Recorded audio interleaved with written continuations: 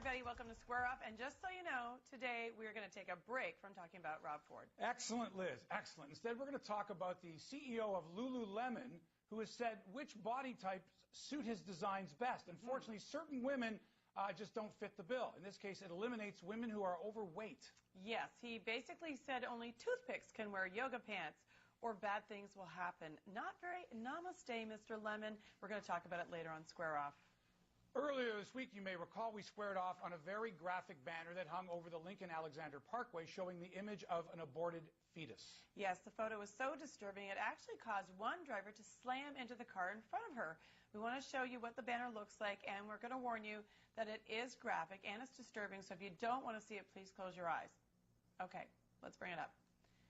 The organization who displayed this banner is the Canadian Centre for Bioethical Reform. They're known for their shocking campaigns. You probably saw them on the streets or received one of their anti-abortion pamphlets in the mail. But did they go too far this time by hanging the banner right over a busy highway? Joining us in studio today, we have Hamilton City Councillor Terry Whitehead, and from the Centre for Bioethical Reform, Jonathon van Maren. Jonathon, if your group is pro-life, why would you risk distracting drivers who might cause an accident and might kill someone? Wouldn't it be more prudent to stay away from expressways?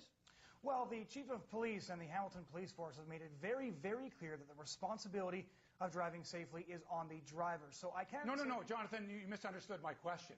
It wasn't about the drivers. Yes. It was about your group and being responsible for perhaps distracting a driver and perhaps causing a death.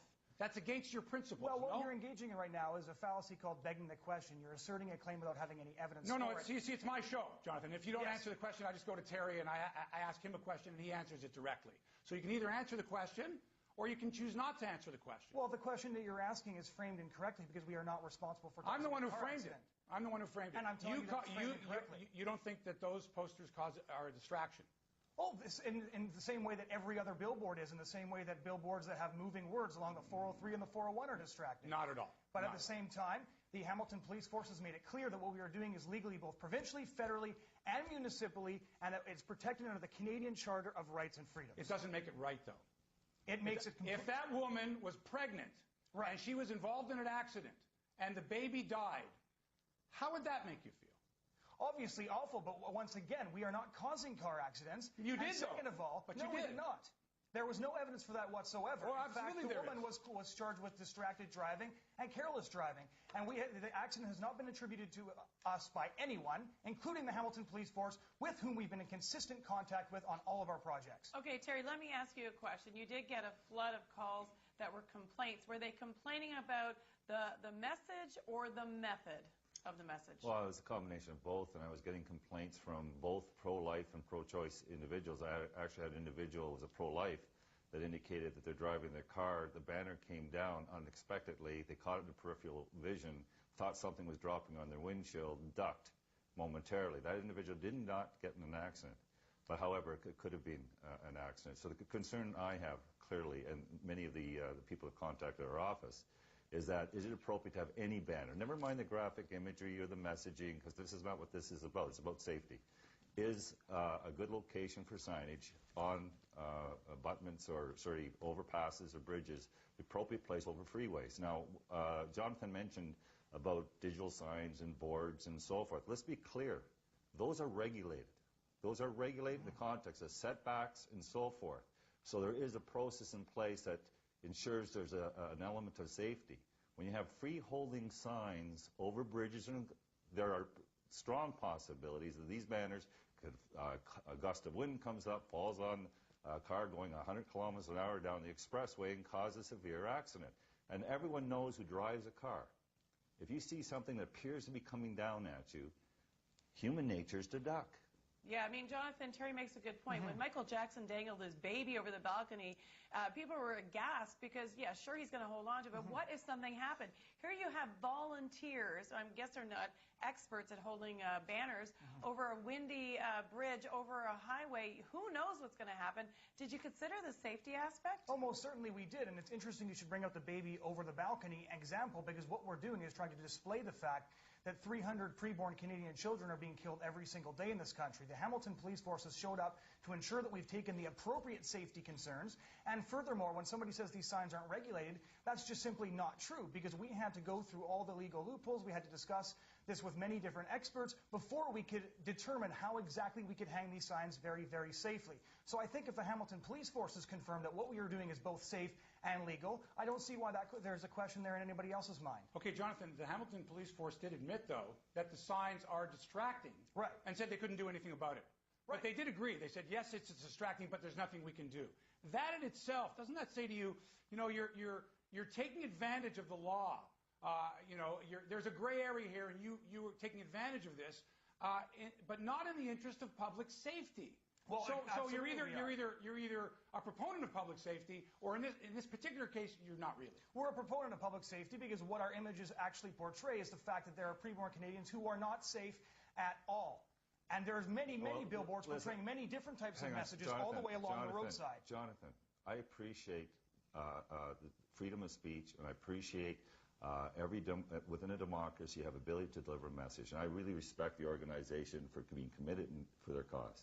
Having said that, the prevailing issues have to be safety. Your message, the purpose of your message and the graphic nature of your message is to draw attention to your message. Clearly, that's what you're trying to do. The reason why you're selecting bridges where there's high traffic and high volume is to try and get your message across. So you're trying to draw their attention to your message. The question is that a safe act or not? Well, actually, the reason we're using roadways and the reason we're outside of schools and the reason we're delivering postcards is because the politicians in Canada do not want to discuss this issue, and therefore we're exercising our right as freeborn Canadians who have the right under the Charter of Rights and Freedoms to bring these issues to the street and to bring these issues to the public. And that's why we're utilizing these tactics, and we've taken extremely great precaution to ensure that the signs will not do exactly what you think they will. I respect that you have the ability to deliver those messages. The question is, there's so many locations and safe locations you can deliver that message. Does it have to be on overpasses, free hanging banners, dropping these banners where there's high volume of traffic, high speeds?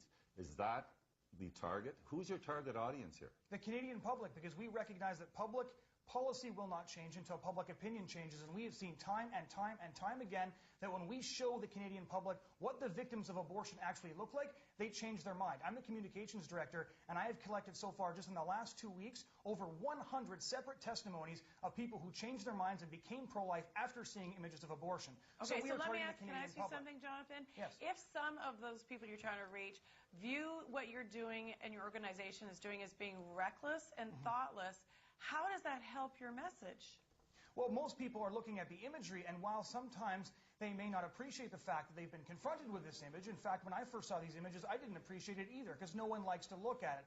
At the same time, they also recognize the reality of what those images depict, which is the fact that abortion is a gruesome human rights violation that dismembers, decapitates, and disembowels a developing human being in the womb. And this is all funded by our tax dollars. You know what I find difficult is that here's an organization that is about protecting life, and yet at the same time they're taking this type of graphic imagery and exposing it to minors. And we have protections, and it's been challenged at the Supreme Court. We have censorship, we have rating systems. Clearly we try to protect our minors from being desensitized or traumatized by graphic imagery. Here we got an organization that has used this graphic imagery, and by the way, I have no problem with it in the context of voters and targeting voters, but this type of graphic imagery hanging over abundant is being seen by all. Well, Mr. Whitehead, I think that context we've got to run here. We're out of time.